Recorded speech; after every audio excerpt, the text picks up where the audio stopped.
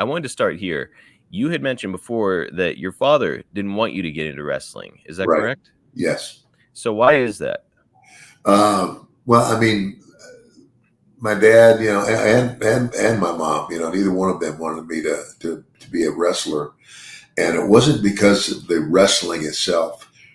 It was because of the very uncertain, just, everything. It's kind of like, back then it was, yeah, you wrestled, in territories, and pro wrestlers were constantly moving around. I would almost, it's kind of like a circus, right? The circus comes to town for a week or two, and then it goes someplace and someplace else.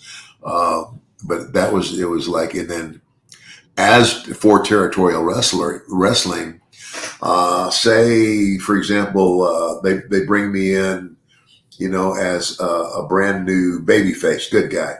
Well, it takes a little time for that guy to present himself and get over, with all of the fans in all of the towns in the territory, and the same thing with the heel.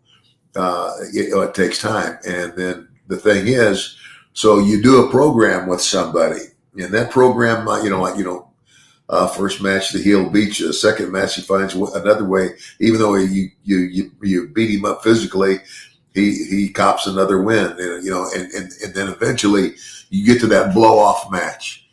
And the blow off match, back then it was, sometimes it was a lumberjack match with all the guys around the ring.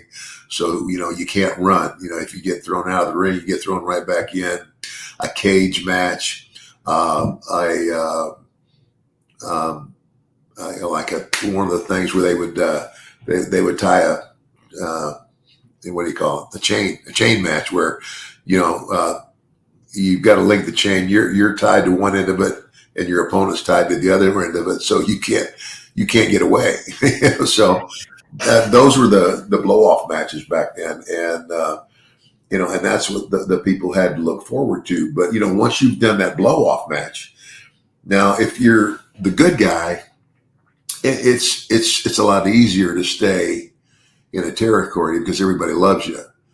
But if you're the heel and you build up to this blow off and you get beat, then you've got to move on for a while. Now you can always come back, but you have to go somewhere else for a specifics,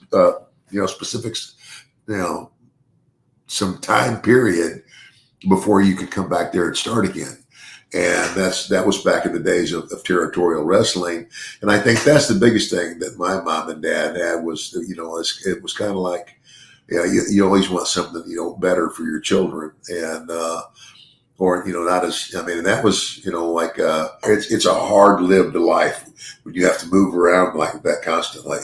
You had mentioned before that your father had kind of didn't want you to be involved in wrestling. Now here you are, you're making the choice to step away from school and become a professional wrestler. How did your mother feel about this move? Well, my mother, was, apparently, well, she really wasn't happy about it. But the other thing is that my mother had changed so much. My mother became an alcoholic, the and this goes even back because I can remember when we were still in Omaha before we went to back to Texas. I remember my dad came home one evening and he just asked me. He pulled me off to the side. He says, "Have you seen your mom drinking anything here lately? The alcohol?" So I think he was worried about her. Mm. And I said, "No, I haven't." But then, I started watching, a little closer, and I found a bottle down in the basement, stuck up under something, and it was in a bottle that was supposed to be something, and it wasn't. It was vodka, Mm. and so I let my dad know that. But that was, again, we went back to Texas that summer, and that's when he died, and when he died, she went over the edge. Oh my gosh!